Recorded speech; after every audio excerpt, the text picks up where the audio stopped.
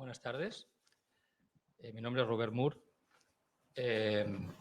Gracias a Casa América por organizar esta presentación, este acto que me parece que es muy interesante y muy necesario para conocer lo que sucede en México.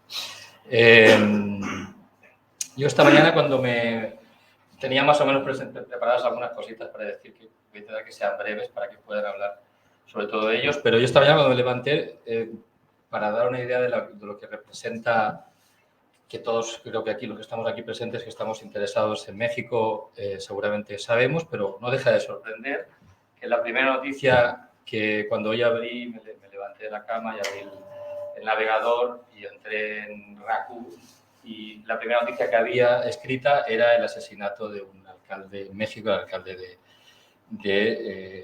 Chilpancingo, en el capital del estado, ¿no? En el estado de Guerrero. Y bueno, es decir, que ya no nos sorprende. Seguramente esta noticia, hoy no he podido ver el telediario, ni el telenoticias, no sé si ha salido, pero es muy probable que ni siquiera se haya mencionado porque estamos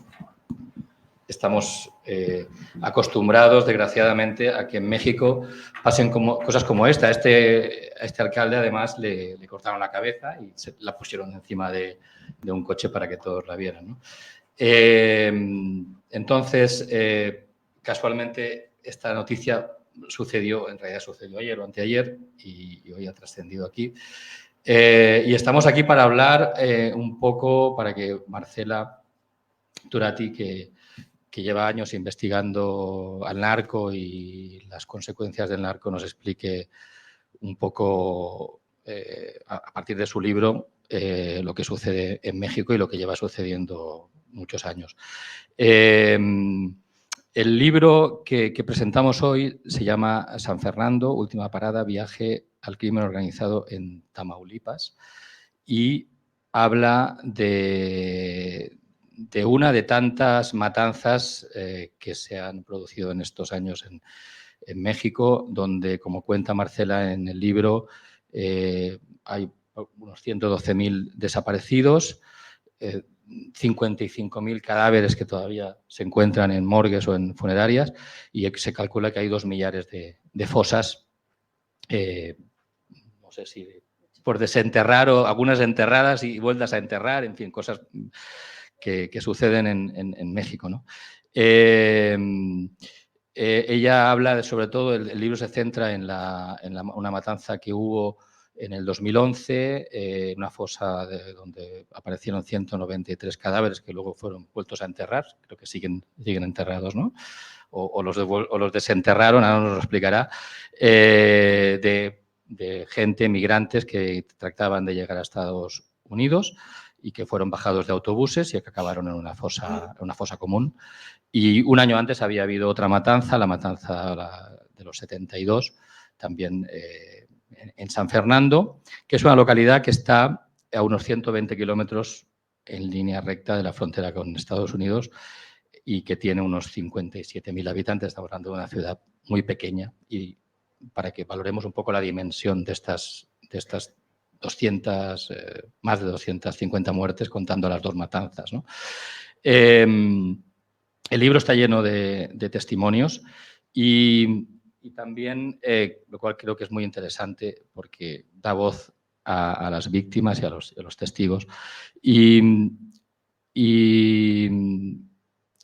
esta matanza es una más. Hay 2.000.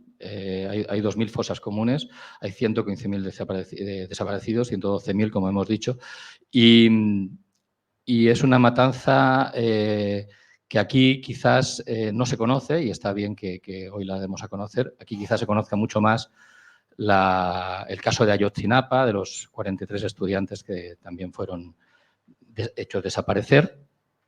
Y tenemos aquí una persona como Carlos Martín Beristain, que conoce mucho sobre este caso y que considero que aquí en Europa y que también en México es un caso paradigmático de lo que explica Marcela en su libro, y que es solamente la punta del iceberg de lo que sucede en México, ¿no?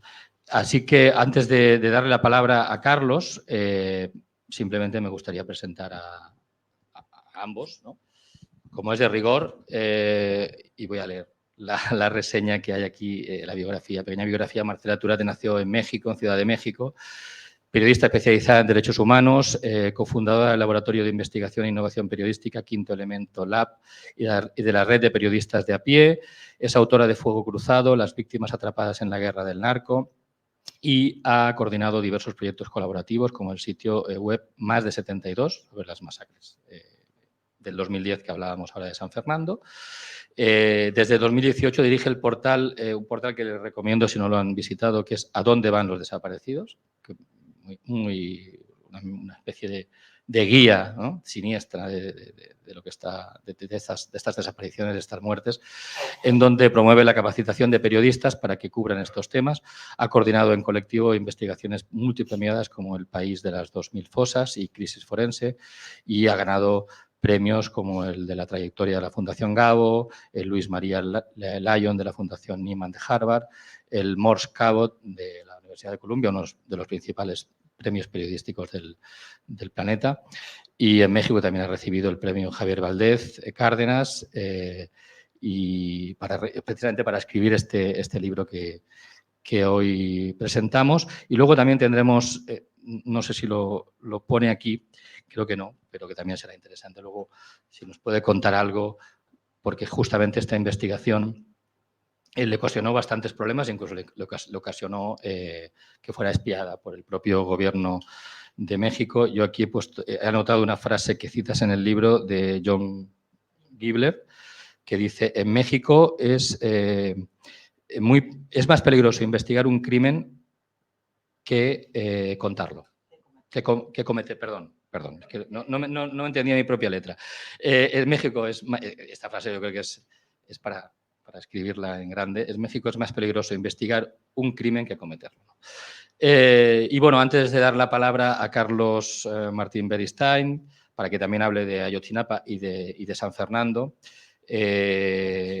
nació en Bilbao, es médico, doctor en psicología y un referente internacional en la atención psicosocial a las víctimas de conflictos armados y de violaciones de los derechos humanos. Fue coordinador del informe de recuperación de memoria histórica Guatemala Nunca Más, dedicado a los 36 años de guerra civil en Guatemala.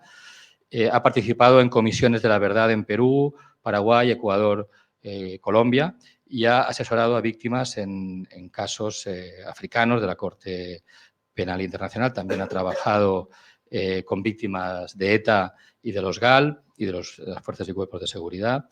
Y, bueno, es un especialista en la atención psicológica, psicosocial, de los traumas que generan estos crímenes de los que vamos a hablar hoy y que, lamentablemente, no solo se producen en México, hoy mismo se están produciendo también en Oriente Medio. Es decir, en México hablamos del narco, pero seguramente el trauma de las víctimas que mueren en guerras, no importa si son propiciadas por el narco o por otros intereses o por cuestiones religiosas o políticas. Así que, buenas tardes, gracias por estar aquí. Carlos Martín Beristain, por favor. Hola, ¿se escucha? Sí. Bueno, pues buenas tardes, gracias por la presentación, gracias Marcela por darnos la oportunidad de hablar de México y también de acercarnos al caso de San Fernando, pero también a la violencia del narco, sociopolítica, de parte del aparato del Estado en México y lo que eso significa, sobre todo para las víctimas, ¿no?, en ese país, ¿no? Perdón por mi mala voz, estoy un poco acatarrado, pero bueno, espero que se entienda, ¿no? Yo conocí a Marcela en unos talleres que hacíamos hace muchos años, ¿no?, en el año 2008, si no estoy mal, 2008-2009. Empezamos a tener unos talleres en los que Roberto Garretón, un abogado de la Bequería de la Solidaridad en Chile, y yo empezamos a trabajar con víctimas que llegaban de esa nueva oleada, vamos a decir, de la desaparición forzada de México, de esa llamada guerra contra el narcotráfico, ¿no? Y eran dolores muy frescos, ¿no?, de gente que pensaba que iba a encontrar a su familiar ya, ¿no? Eran desapariciones de hace un mes, de 15 días, ¿no? Habían ido a la fiscalía, habían ido a denunciar, les habían dicho que había que esperar, ¿no? Y con una respuesta, pues la mayor parte de las veces basada en la indolencia, ¿no? Y un sufrimiento muy, muy duro, ¿no? Muy fresco, ¿no? Esos talleres, eh, hablábamos del miedo, ¿no? Hablábamos del impacto psicológico, psicosocial de la familia, de los hijos. A veces eran talleres para llorar, ¿no? Porque había cuando uno habla de la crisis humanitaria, ¿no? Uno tiene que estar en medio de eso para darse cuenta de qué estamos hablando, ¿no? Y no solamente de las cifras escandalosas y brutales de lo que hablamos, ¿no? Y hablamos entonces, cuento eso porque es una referencia también para qué estaba pasando en México, ¿no? Y hablábamos de, incluso para nosotros que estábamos llegando y trabajando con las víctimas, teníamos un esquema muy simple que decía, bueno, hay una desaparición política. La desaparición política es la desaparición de la guerra sucia, ¿no? Tiene una orientación contrainsurgente, pero esta es otra desaparición, distinta, ¿no? No es igual, tiene algunos mecanismos que se parecen, los dolores se parecen, el impacto de la desaparición es el mismo en términos generales, pero hay otra cosa que está pasando que es distinta, ¿no? ¿Cuáles son los mecanismos que hacen posible eso? El libro es una pequeña comisión de la verdad, ¿no? Sobre un hecho dramático, sobre varios hechos dramáticos ocurridos en San Fernando, cerca de la frontera, en Tamaulipas, un estado muy peligroso, ¿no? Que tiene un problema estructural que tiene frontera con Estados Unidos, ¿no? Y, digamos, las drogas y los migrantes van hacia arriba y las armas van hacia abajo, ¿no? De Ciudad Juárez, en esa época, un poquito antes de esa época, Ciudad Juárez era la ciudad más peligrosa del mundo, ¿no? Pues todos lo conocimos en la época de el tiempo conocido de los feminicidios, aunque eso han seguido, y El Paso, cruzando la frontera, cruzando el puente, era la ciudad más segura de Estados Unidos. Entonces tenías en la frontera el trabajo de matar estaba en un sitio, ¿no? Del otro tenías el componente de la seguridad, ¿no? Y eso muestra una parte de los mecanismos que están detrás de todo esto, ¿no? Leyendo el libro, ¿no? Cuando yo leí el libro de Marcela, conocía las fosas, había hablado muchas veces con ella, ¿no? Pero tuve una sensación muy parecida a cuando investigábamos una cosa que señalabas tú antes, ¿no? El informe de Guatemala Nunca Más. El informe de Guatemala Nunca Más tiene un segundo tomo, tiene un tomo que habla sobre las víctimas de Guatemala, pero tiene un segundo tomo que se llama Los mecanismos del horror.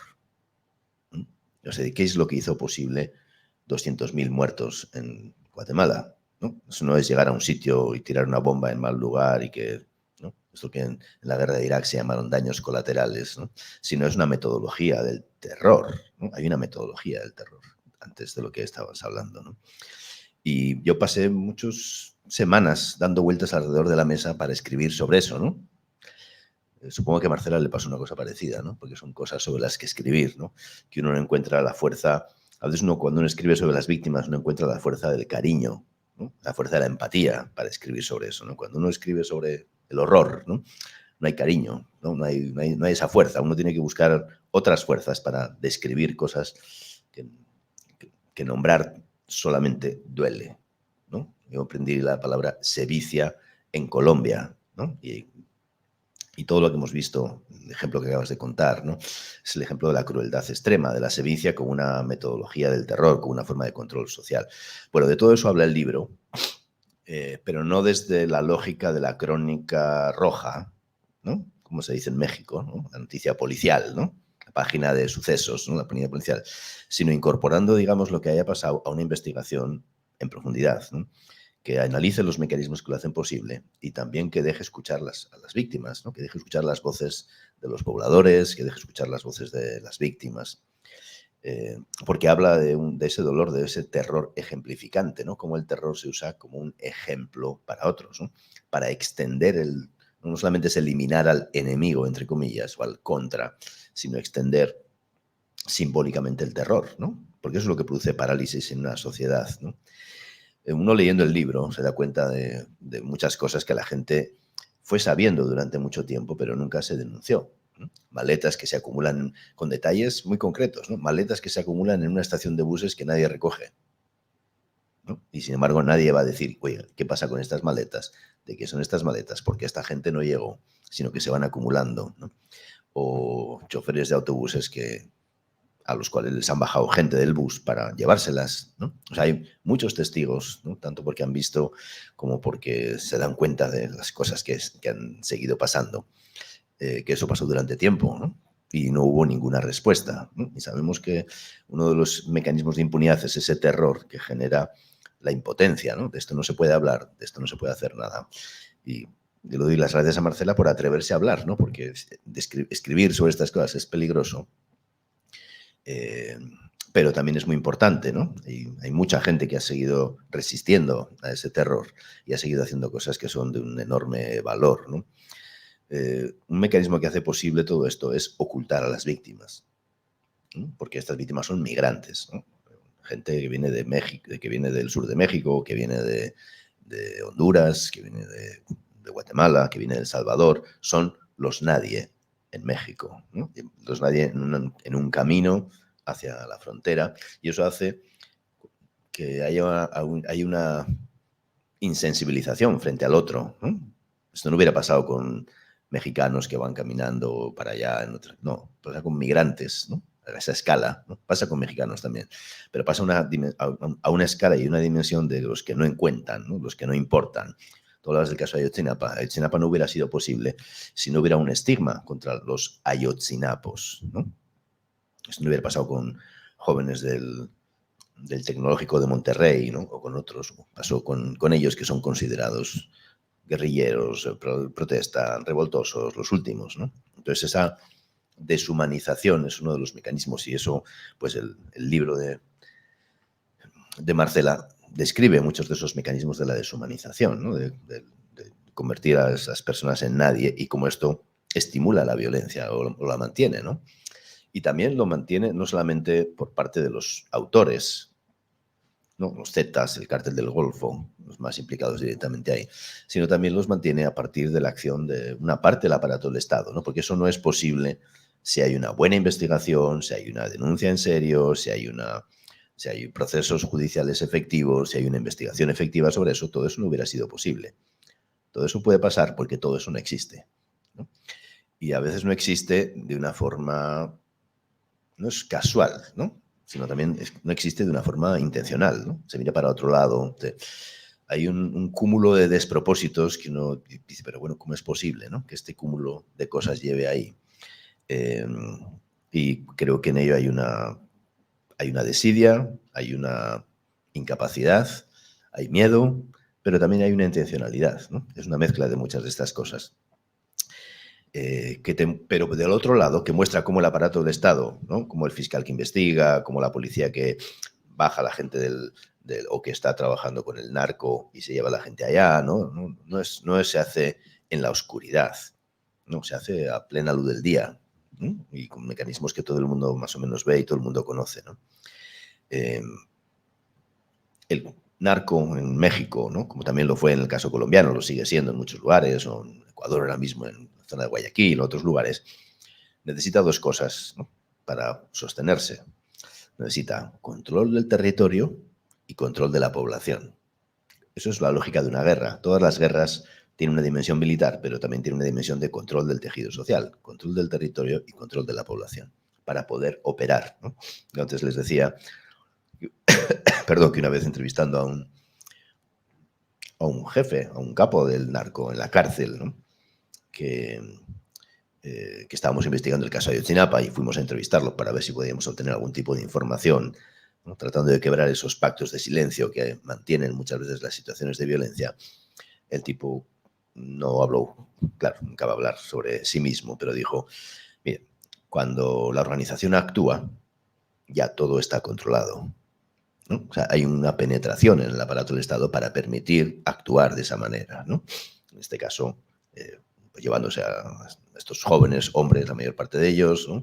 Migrantes, con la extorsión, con el secuestro, con el señalamiento de ser contras, ¿no? Con el desprecio por la vida que conlleva esos procesos de deshumanización, ¿no? Porque hablamos de un nuevo lenguaje que nos sensibiliza frente al sufrimiento, ¿no? El lenguaje de darle piso, matar a alguien, darle piso, ¿no?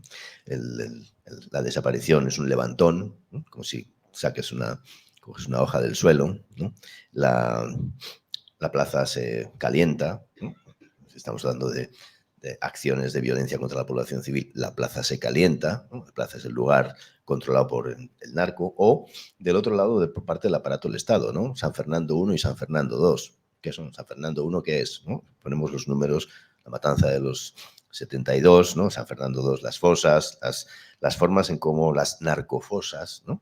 Como si los que estuvieran allí, ¿no? La forma en cómo nombramos las cosas termina insensibilizándonos frente al sufrimiento, frente a lo que ahí sucede, ¿no? En lugar de hacernos tomar conciencia de la gravedad de todo eso, ¿no? Bueno, de todo eso habla el libro, ¿no? Y cuenta muchas de esas historias que me parece que es pues muy revelador, aunque duela leerlo y uno tiene que a veces parar y decir, bueno, voy a leer otra cosa, voy a leer otra parte. También tiene muchas voces de la gente y uno lo que uno encuentra en México, hemos encontrado también investigando el caso Ayotzinapa, pero obviamente centrándonos en el caso del libro y el trabajo de Marcela, ¿no? Y como uno se pregunta, bueno, ¿cómo una periodista, ¿no?, puede investigar un caso así? Puede tener una documentación, puede escribir una investigación. ¿Y cómo el Estado no puede hacerlo? ¿Cómo una fiscalía no puede hacerlo? ¿No? ¿Cómo todo un aparato del Estado no lo puede hacer? ¿No? ¿Por qué? ¿Qué es lo que eso conlleva, ¿no? Bueno, creo que eso es un elemento clave, ¿no? Porque también hay una historia de la gente que se incluye ahí, ¿no? No habla solamente de los Zetas y el cártel del Golfo y el horror y cómo se hizo, también habla de la gente, de las víctimas, de las familias que buscan a sus seres queridos, de lo que ellas saben, de los pobladores que cuentan las cosas y que saben, ¿no? Si la gente sabe, ¿cómo es posible que el Estado no sepa? ¿No? Y eso te muestra la necesidad. En Colombia hablamos en su momento, cuando estábamos haciendo, yo fui parte de una Comisión de la Verdad de Colombia, hablábamos de que el informe de la Comisión de la Verdad de Colombia tenía que generar una crisis saludable, una crisis que sacuda al país, que sacuda la indolencia, ¿no? Que ponga las cosas en un punto hacia la transformación. Y creo que México está en un punto así, ¿no? México necesita una crisis saludable, ¿no? Que no sea ocultar, mirar para otro lado, ningunear, invisibilizar, ¿no? Y creo que el libro de Marcela pues es un aldabonazo en la conciencia de lo intolerable, ¿no? Vivimos tiempos en los que cada vez ¿no?, estamos a punto de perder la esperanza desde hace milenaria, diría yo, de que nombrar lo intolerable convoque a la acción, nos acuda y convoque a la acción, ¿no? Y vemos que, ¿no?, hay muchas cosas de ni siquiera nombrar lo intolerable convoca a la acción. Tú hacías referencia ahora mismo a Gaza, ¿no? Ni siquiera nombrar lo intolerable convoca a la acción, ¿no? Aunque estemos viendo digamos, matanzas de población civil como las que hemos visto allá, ¿no? Bueno, de todo eso habla el libro. Creo que también dos cosas más que quiero señalar, ¿no?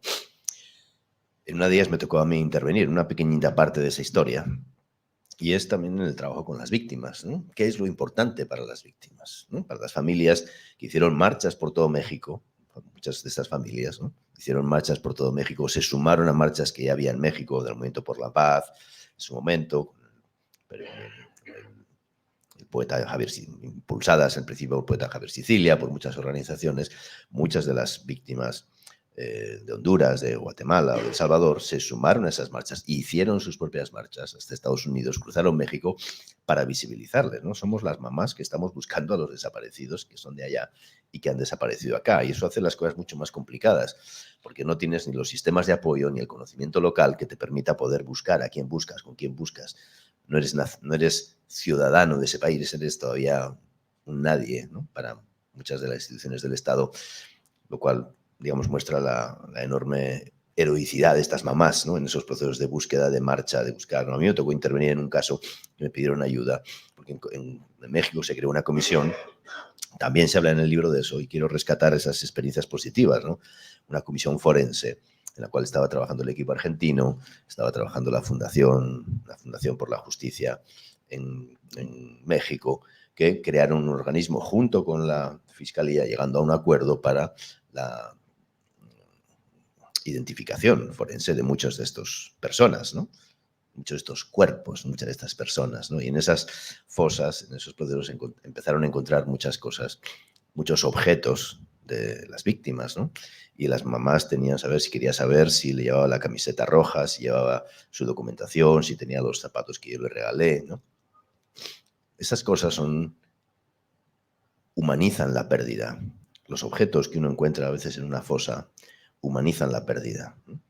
Te ponen el rostro, es el último rastro de una presencia que la gente tuvo de su familiar, ¿no? A mí me tocó estar en una de ellas, en un proceso de reconocimiento de doña Bertila, una mamá de El Salvador, cuyo hijo Carlos, si no estoy mal, también se llamaba Carlos. Era un proceso de reconocimiento, ¿no? Ese proceso de reconocimiento fue llevado por el equipo argentino de antropología forense por alguien que daba confianza y credibilidad. Porque los procesos de identificación forense, como bien se describe en el libro, muchas veces en esos casos estuvieron muy mal hechos, ¿no? Cuerpos que se entregaron a otra familia, que no eran de esas familias, cuerpos que se incineraron antes de hacer las pruebas de ADN para poder identificarlos, ¿no? O sea, prácticas nefastas, no solamente desde el punto de vista forense, ¿no? Desde el punto de vista profesional, de la antropología forense, ¿no? También desde el punto de vista humano, desde el punto de vista psicosocial, ¿no? De lo que significa secuestrar a las familias la posibilidad de poder hacer su duelo, ¿no? Ya un duelo traumático como ese, ¿no? De violencia, de desaparición, ¿no? La imposibilidad de poder hacer ese proceso porque no se han tenido en cuenta los mínimos de todo eso, ¿no? Estábamos en la ceremonia, estábamos en el proceso de identificación, una mampara, el equipo argentino allá, que daba credibilidad a esto porque los peritos de la PGR no le daban credibilidad a las víctimas. Para que os hagáis una idea, en unas fosas que se encontraron investigando el caso de los 43, ¿no? Unas fosas que no eran de los 43, que eran fosas de unos indigentes que habían sido asesinados en Iguala, cuando el equipo argentino estaba haciendo el apoyo, la asistencia técnica a los forenses mexicanos, ¿no? Pasó por uno de los cuerpos. La parte de arriba era de un hombre, la parte de abajo era de una mujer. Las caderas hacia abajo, ¿no? Tuvieron que cambiar, porque esos huesos estaban todos amontonados y ni siquiera los habían organizado, recogido para una reconstrucción. Eso que no solamente es un procedimiento técnico para el forense, clave, que tiene que saber, ¿no? También tiene una profunda, es parte de la herida, ¿no? Es parte del impacto en las familias, es parte de lo que es intolerable también, ¿no? Y lo que hay que cuidar en muchos de esos procesos, ¿no? Cuando Mimi, la directora del equipo argentino, estaba hablando con la mamá, con la familia, ahí estaba la mamá, estaba el papá y estaba la hermana del muchacho, ¿no? Y la hermana quería tocar el pelo. Quería tocar el pelo.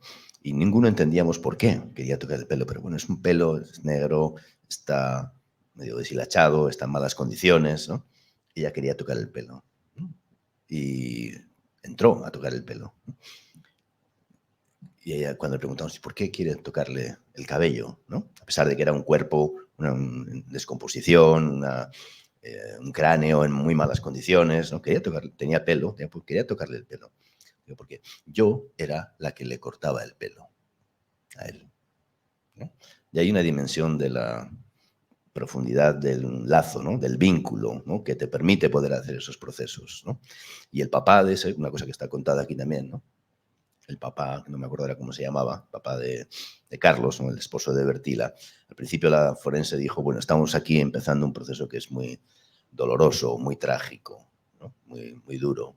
El papá, al final de ese proceso, cuando estábamos terminando, dijo, usted empezó diciendo que este era un proceso muy doloroso, muy tal, ¿no? Yo le digo que para nosotros ha sido una alegría. Para nosotros ha sido un consuelo haber podido llegar hasta aquí, con la lucha que hemos hecho, con las caminatas que hemos hecho, con el trabajo de los forenses, con todo eso, para poder hacer eso. Bueno, el libro recoge esas experiencias y quiero terminar con eso porque me parece que es a veces es la cosa que menos vemos, ¿no? Pero creo que es la cosa de que hay que ponerle más atención, ¿no? Porque están los mecanismos de la guerra, están los mecanismos del terror ejemplificante, esos mecanismos del horror, está la impunidad, cómo funciona un sistema para permitir que todo eso se dé, ¿no? O se siga dando en diferentes partes del país y momentos históricos, pero también creo que es muy importante rescatar el trabajo de la sociedad civil, el trabajo de periodistas que han hecho la investigación como Marcela y que además recogen la experiencia, en este caso, de antropólogos forenses, de las víctimas, ¿no? De lo que eso significa, porque eso nos ayuda a entender de lo que estamos hablando, ¿no? Y creo que nos ayuda también a tener una visión más profunda de cuando hablamos México, narcotráfico, etcétera. Pensemos en esta gente, ¿no? Pensemos en los migrantes, pensemos en las víctimas, ¿no? Hemos trabajado con muchas organizaciones de víctimas y casi todas le han dicho, cuando hemos tenido en caso los 43, hicimos muchas veces reuniones con el Estado y con las víctimas, con los familiares. En muchas reuniones escuchamos de los familiares decirle a agentes del Estado, ya fuera un médico, ya fuera el presidente del gobierno, ya fuera el jefe de la PGR, pónganse en mi lugar. Piensen que esa persona es un hijo suyo, que el desaparecido es un hijo suyo, ¿no? Y creo que si los funcionarios, el aparato del Estado, la sociedad, hiciera ese ejercicio, aunque solo sea un momento, se movilizaría la energía necesaria para esa transformación, ¿no? Mientras sigamos viendo las cosas como de los nadie, ¿no? De los que no importan, en la justificación de en algo estarían metidos, en México eso no puede pasar, ¿no? Porque no queremos ver las realidades de las víctimas. Todo eso va a seguir pasando. Y creo que, bueno, el libro es un aldabonazo en la conciencia, es una manera de ponernos un espejo que duele, que te muestra cosas que no quisieras ver, pero que es muy importante verlas porque te ayuda a tomar conciencia de una realidad que no se pasa cuando se apagan los focos informativos del caso, ¿no? Sino que la gente sigue viviendo y sigue esa esperanza por la transformación, es algo que está latiendo también cuando uno escribe un libro como este, ¿no? Que tiene que escribir sobre tanto dolor y tanto sufrimiento. Pues creo que una energía para escribir es también la energía de considerar eso intolerable y que esto no puede seguir pasando, ¿no? Y creo que gracias, Marcela, por hacerlo posible.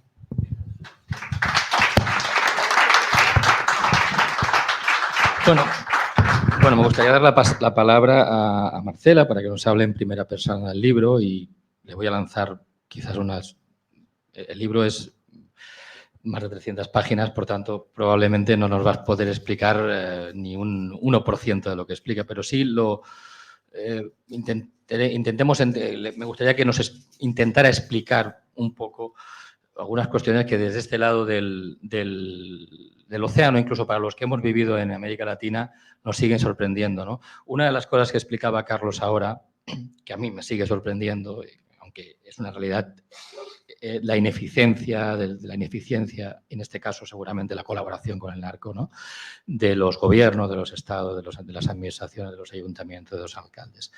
En uno de estos casos que explica Marcela, a uno de estos cadáveres se le encontró el DNI y ese cadáver, si no recuerdo mal, fue vuelto a enterrar y ni siquiera se avisó a la familia. Es decir, esto es una segunda muerte, ¿no? Entonces, me gustaría que nos explicara un poco, primero eso, ¿no? ¿Por qué sigue produciéndose este tipo de cohabitación entre el narco y el Estado en todas sus administraciones? Y después otra cosa que también a mí me sigue llamando la atención es la dimensión de la brutalidad de lo que sucede en México, porque Marcela es periodista y como yo y como muchos periodistas hemos vivido y hemos leído y hemos intentado de alguna manera copiar el nuevo realismo mágico, ¿no? de García Márquez y del boom. Aquí lo que hay es realismo siniestro. Lo que explica Marcela es realismo siniestro.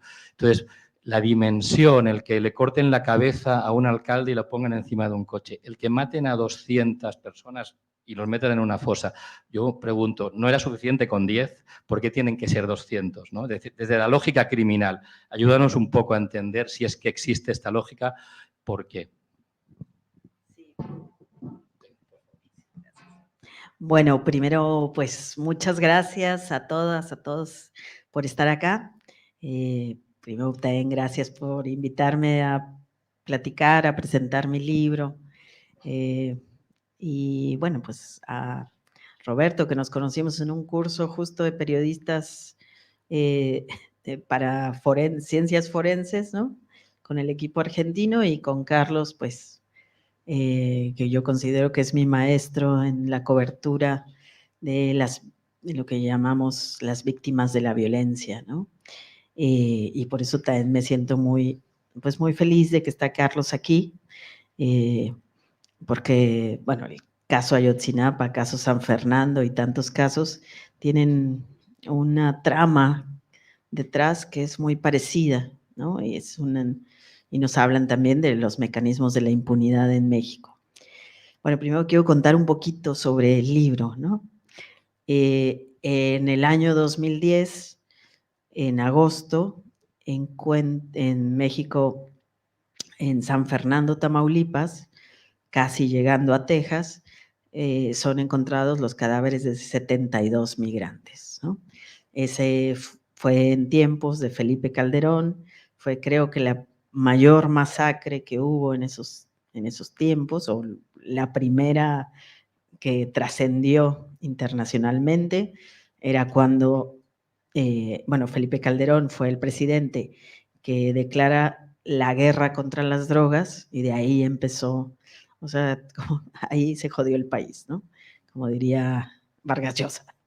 Entonces, bueno, a partir de ese momento es cuando empezamos a ver primero tantos cadáveres, tantos asesinatos, tal.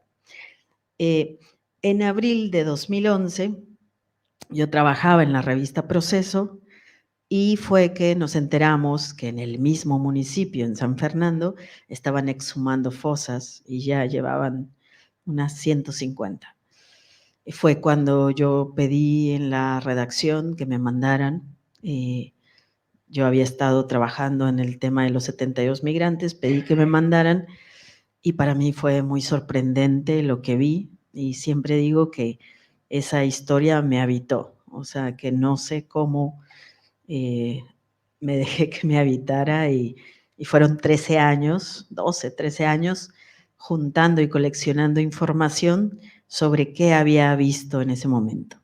Entonces lo que vi, bueno, pues había 150 cadáveres apilados afuera de una morgue y me llamó la atención que llegaban muchas familias, camiones enteros con familias de todas partes del país para asomarse a esas fosas y ver si sus familiares estaban ahí.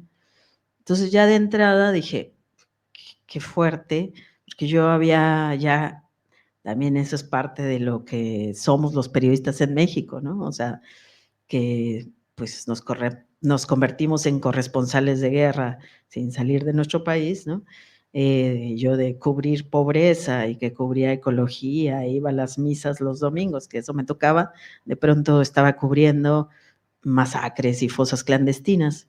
Entonces, y lo que me llamó la atención, pues es que llegaran de todo el país, porque generalmente cuando hay una fosa, pues se asoman los pobladores de los alrededores, ¿no?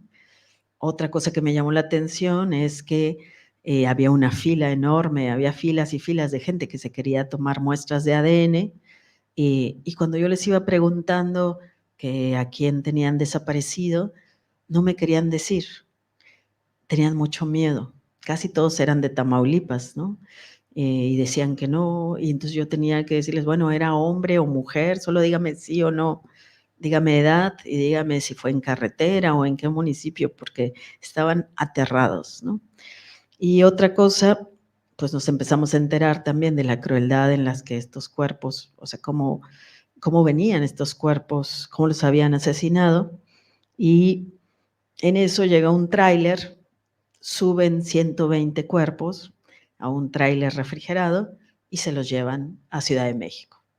Yo no sabía qué estaba viendo, pero ahí me di cuenta, bueno, años después vi la operación de encubrimiento del propio Estado, o sea, cómo los iban a volver a desaparecer.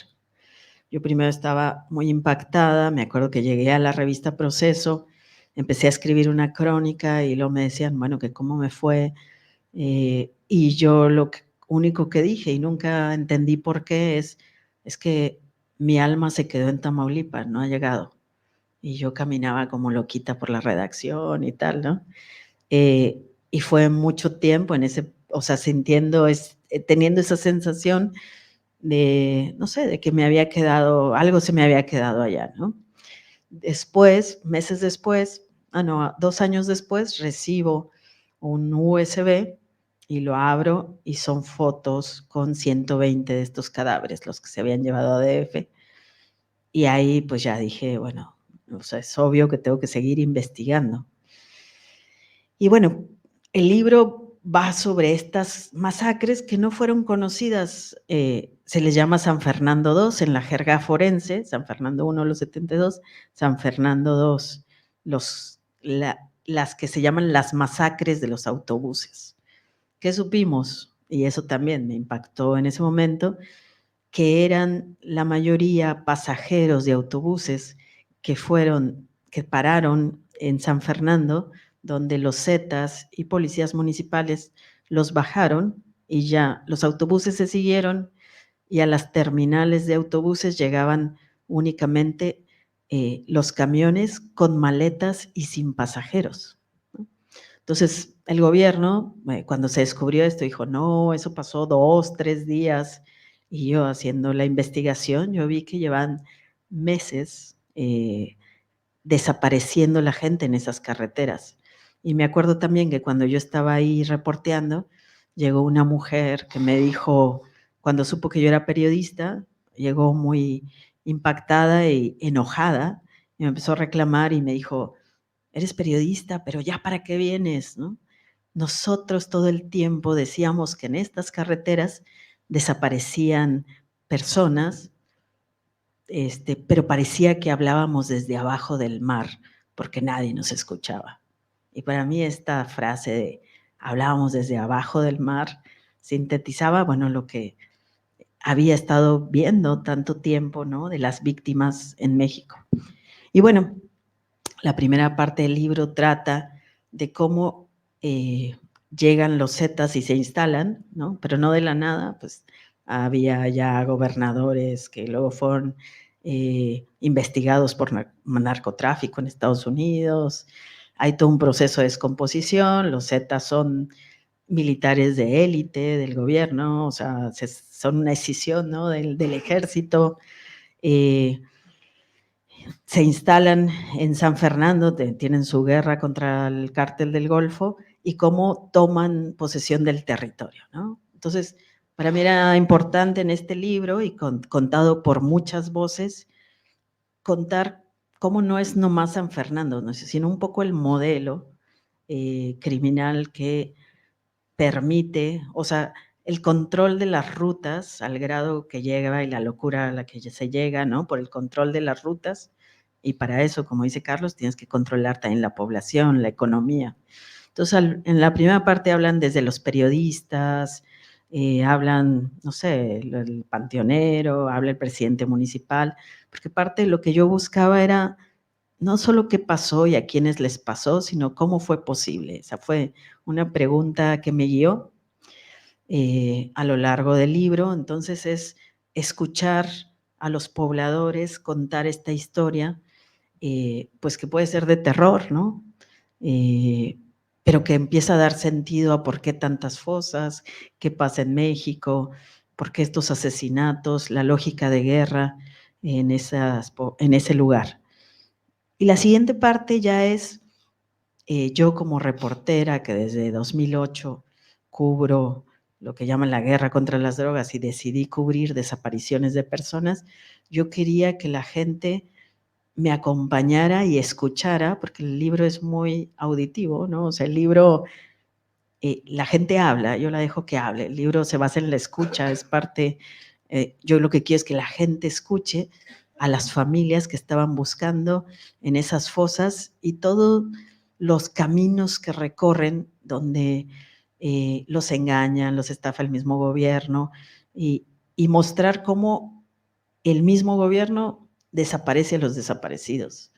Esta operación que hacen y que muestra, porque tenemos esta crisis forense, tenemos el último dato que dimos, de hecho, en mi equipo, hay al menos 77,000 cuerpos no identificados en México y hasta hace unos días 116,000 personas desaparecidas que están oficialmente registradas. O sea, tenemos los migrantes generalmente no están en esa lista, ¿no? Entonces, yo lo que quería era mostrar estos mecanismos por los que el mismo Estado desaparece a las personas desaparecidas y también aprovechar, bueno, el caso de San Fernando, como el caso de Ayotzinapa, son de los pocos que han tenido intervención de equipos independientes, en este caso el equipo argentino, que investigó por lo menos las fosas, ¿no? Pelearon con la PGR hasta que les permitieron investigar y gracias a ellos podemos saber las barbaries que comete el Estado ¿no? De no identificar, por ejemplo, este muchacho de Michoacán que iba con sus amigos, es terrible, o sea, ellos son los terceros que salen esa misma semana y que paran los Zetas y que los desaparecen, y el gobierno nunca ni previno, ni dijo cambien por aquí que ya no pase los autobuses, están parando todos los de Michoacán, a todos los hombres jóvenes en edad reclutable los estaban bajando, y no precisamente, o sea, algunos para reclutarlos, otros para interrogarlos. Entonces el gobierno no hizo nada, no dijo nada, todo el mundo sabía, pasaba todos los días a las 7 de la mañana frente a la escuela, frente a la secundaria, lo veían todos los niños, o sea, todavía entrevisté una niña, bueno, que había sido una niña 8 años después, y me dice, le pregunté cómo fue y empezó a llorar y me dijo, nadie me había preguntado, pero todos veíamos que bajaban a los migrantes y empezaban a gritar y a pedir ayuda, pero teníamos que voltear a otro lado y seguirnos, ¿no? Le pregunté al presidente municipal cómo es posible, a 10 cuadras de su oficina, y él dice, no, es que nadie vino a denunciar, no me tocaba a mí. Y entonces le pregunté o sea, pregunté en diferentes capas a los policías municipales, se los llevaron a la cárcel a los policías, entonces son muchas historias, ¿no? Y todo el mundo diciendo a mí no me tocaba. El Estado dice que no le tocaba, la Federación no le tocaba, el municipio no le tocaba, y eso sigue igual. Siempre dicen que a nadie le tocaba. Y son las historias, pues, de doña Bertila, de don Baudilio, campesino de Guatemala, doña Bertila, que vive de hacer pupusas y venderlas, y gracias a ella tenemos parte de la historia, porque metió con la Fundación para la Justicia, metió un amparo que duró 8 años en ganar el expediente para saber un poco de qué había pasado, y cuando uno lee el expediente es una burla, ¿no? O sea, yo, en mi libro cuando se lo di, o sea, dije, bueno, espero que esto tenga más respuestas, ¿no? De las que usted tiene. Lizzie, una joven, su esposo igual iba a Estados Unidos, guatemalteco, es uno de los jóvenes que incineró la PGR porque se le ocurrió incinerar a las víctimas. En fin, o sea, cada historia, hay 23 mujeres en San Luis de la Paz, Guanajuato, iban todos en grupo, solo encontraron a uno, siguen 22 desaparecidos, y por todo México. O sea, lo que intenté fue hilvanar estas historias y tratar de contar cómo se insertan estos en el territorio, cómo opera, o sea, por qué pasan estas cosas, cómo se permite, cómo la justicia también tiene un guión que es muy parecido a Ayotzinapa, se inventan una verdad histórica, torturan al primero que ven y que se declara culpable, presentan a detenidos y con eso dicen que ya el caso se aclaró, y también investigan a los que investigan y persiguen a los que investigan, porque generalmente, yo siempre digo, las huellas dactilares en esas fosas llevan al propio gobierno. No es nomás los Zetas, o sea, cuando tú empiezas a investigar, y por eso es peligroso investigar desapariciones, pues todo te lleva a que sabían y no hicieron nada, a que ellos mismos inventaron pruebas, en fin, es parte de todo esto, ¿no? Y bueno, pues y hay una parte, como dice Carlos, que yo trato de que no se ve, o sea, yo no hablo de números, yo no hablo de casos, yo hablo de seres humanos, ¿no? De personas que he conocido, de indígenas, pues no sé, que conocí, que no hablaban, que solo hablaban mam, una variante del maya. Me fui a hacer con unas colegas pues toda la ruta contraria, para pasar por Michoacán, por Querétaro, por Guanajuato, ir conociendo a las familias de estas víctimas. Pues aproveché todo viaje que a Centroamérica, a los foros del Faro, a donde sea, para poder entrevistar gente. En Estados Unidos pusimos anuncios en internet, en Twitter, por ahí me contactaron, y cuando pude entré a San Fernando a reportear, porque también me parecía bien importante entender pues qué había pasado, ¿no? Entonces, El libro habla de eso y habla e intenta explicar la crisis forense, la crisis de desapariciones y cómo el Estado, o sea, cómo estas historias se repiten, se sigue repitiendo lo mismo, los autobuses, siguen bajando jóvenes, en algunas veces nos enteramos, otras veces no, sigue habiendo muchos desaparecidos, muchos entierros en fosas, mucha gente que es exhumada, sus cuerpos son exhumados y el Estado los vuelve a esconder, en fin, es como un círculo. Yo siempre digo que le puse San Fernando, última parada, pero puede ser Lagos de Moreno, puede ser Zacatecas, puede ser un lugar en la Sierra Tarahumara, puede ser ahora mismo en el Triángulo Dorado en Sinaloa, porque se repite esta historia, ¿no? Y eso, son las historias de personas como don Baudilio, que años después encuentra a Baudilio chiquito, a su hijo Baudilio, después de estar peleando y todo, y también la importancia, como dice Carlos, ¿no? De cada objeto, ¿no? O sea, él decía, él llevaba un pantalón así, que tenía una rasguñada aquí, su mamá sabe cómo era ese pantalón porque su mamá se lo lavaba, y cuando ya pues tiene el cuerpo ahí de Baudilio, pues cómo llega y le dice, ya llegó papá, ¿no? O sea que es súper fuerte escucharlos, bueno, que siempre... Y bueno, pues de eso trata el libro, y siempre digo, bueno, es duro leerlo, yo acostumbro, así digo, hay que tomarlo como el mezcal, poco a poco, a sorbitos, eh, pero, pero sí intenta y creo que logra explicar un poco la barbarie que está pasando y los mecanismos de la impunidad y la línea de, o sea, esta política de Estado de impunidad, ¿no?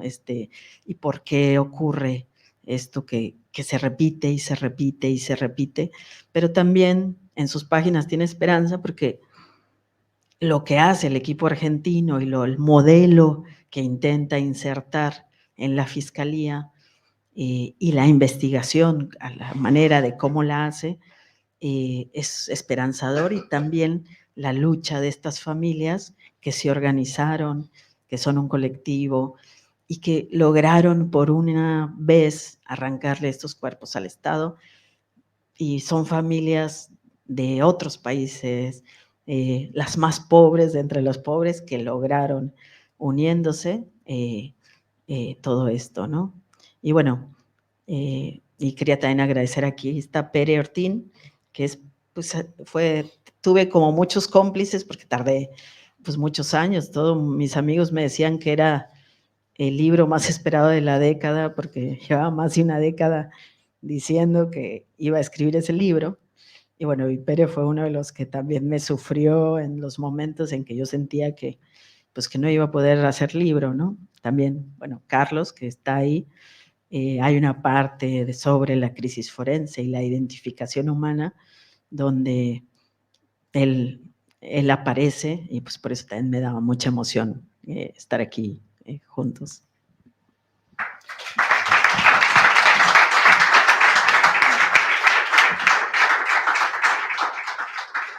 Bueno, me gustaría hacerle alguna pregunta, Marcela, pero para administrar el tiempo que tenemos, me gustaría saber si hay gente interesada en preguntar. ¿Hay una persona? ¿Alguien más? Bueno, lo dejamos para dentro de un rato. Hay una cosa que hemos comentado antes, que a ti en el momento de tu investigación te investigan. A ti, a una persona del equipo argentino y a otra persona, y os acusan de... Antes hablamos del realismo mágico, volvemos a hablar del realismo siniestro y el surrealismo, ¿no? Surrealismo siniestro, te acusan de secuestro y delincuencia organizada, ¿no? ¿Qué pasa qué sientes como periodista? Porque los periodistas sabemos que uno de los grandes riesgos que tenemos son las presiones, ¿no?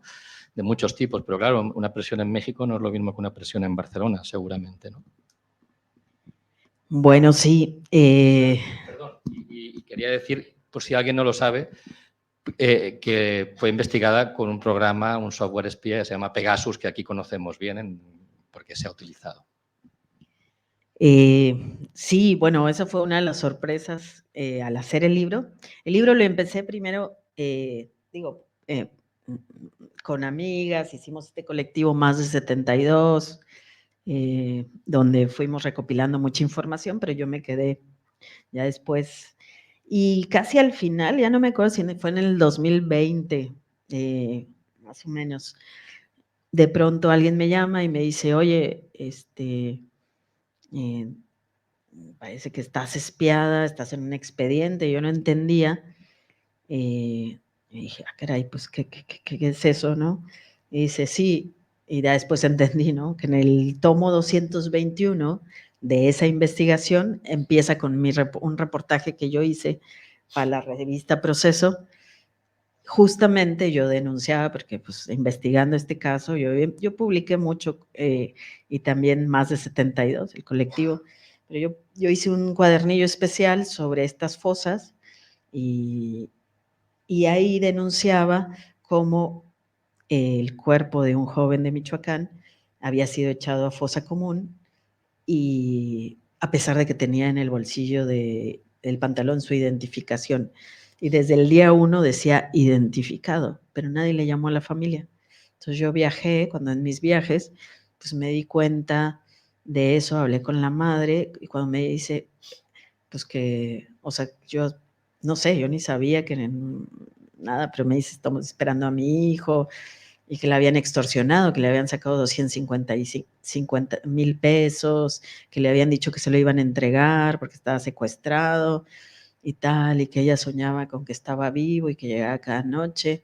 Y de repente ya cuando regreso a Ciudad de México y veo que es el mismo cuerpo que decía tal, entonces, bueno, pues empieza con ese reportaje el tomo eh, y, o sea, la PGR en vez de ir a decirles, como les dije, oigan, aquí tienen lo que hicieron, bueno, fue, no sé cómo extorsionar a la familia. Bueno, el caso es que empiezan a investigarme a Mimi Doretti del equipo argentino y a Ana Lorena Delgadillo, la abogada de las víctimas, ¿no?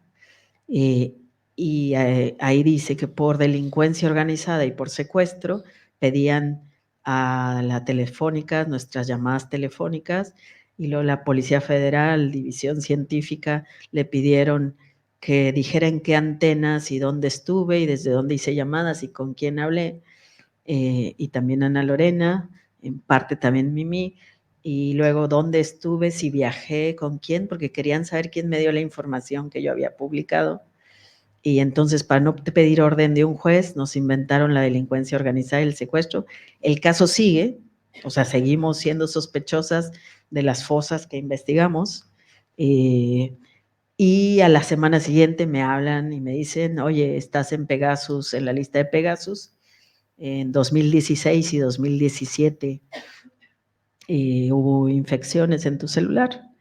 Y bueno, pues yo primero no sabía, decía, bueno, es por Ayotzinapa, porque todos los de Ayotzinapa estaban, tú también, todos los de Ayotzinapa tenían este software que te roba toda tu información y escucha ya todo lo que tienes, o sea, es como que no, es muy fuerte, ¿no?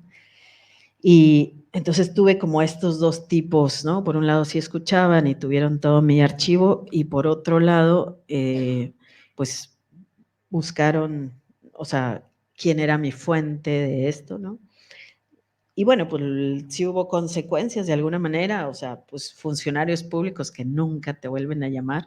Claro que en todas las instituciones hay gente que no está de acuerdo con las cosas y que tardas años en convencerlas, pues de que te den información. De hecho, me acuerdo que había un funcionario de PGR que un día llegó y me dijo, me conmueves tanto que aquí va un USB, ¿no? O sea, llevas años investigando esto que en lo que pueda ayudarte. Y bueno, era nomás unas estadísticas de que San Fernando era el lugar con más desapariciones en ese momento de México. Pero sí, hizo ese daño. También colegas, o sea, mucha gente que quiero dar entrevista y me dicen, ay, pero me van a grabar.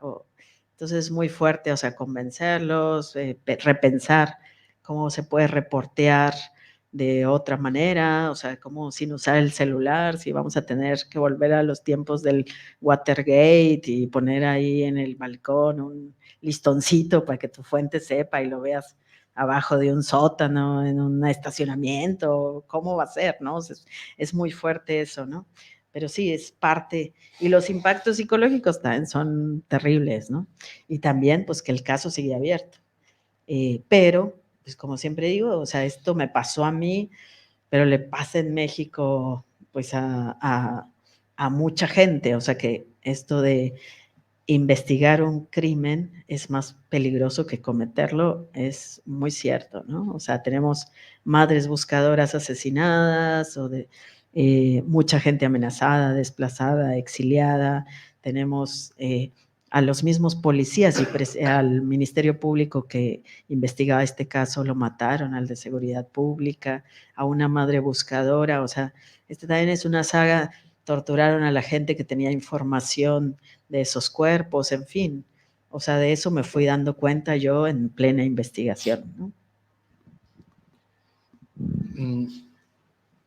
No hemos hablado de las muertes de periodistas, 46, si no tengo mal entendido, solamente en el sexenio de López Obrador. Y me gustaría preguntarte, dicho esto, relacionado con el espionaje que sufriste, pero la guerra contra el narco, digamos, las matanzas, las masacres empiezan mucho antes, pero en el 2006, cuando llega Calderón, Felipe Calderón, es cuando él declara la guerra al narco y esto aumentan las matanzas, aumentan los enfrentamientos entre bandas, con el ejército. ¿Qué pasa cuando llega López Obrador, que podremos ser, digamos, sería el primer presidente de izquierda de México, que supuestamente estaría interesado en dar luz, ¿no? sobre todo esto, ¿no? en corregir esta infiltración del narco. ¿Qué ha hecho López Obrador en su sexenio? Y qué se prevé que haga algo Sheinbaum. ¿Puede cambiar? ¿Es lo mismo? ¿Cómo ves el tema político relacionado con el narco? ¿Qué ha hecho López Obrador en el tema? No, del caso Ayotzinapa, lo que López Obrador hizo fue crear una comisión de la verdad, crear una fiscalía especial, llamar de nuevo al grupo interdisciplinario del que yo formaba parte con otros colegas para la investigación. Pedimos abrir los archivos para que hubiera un acceso a información nueva, información que podían tener los militares, puesto que habían estado en varias de las escenas. Dio la orden de apertura de esos archivos. Encontramos información muy importante en esos archivos que mostraban escuchas telefónicas al agente del narcotráfico y la policía que hablaban de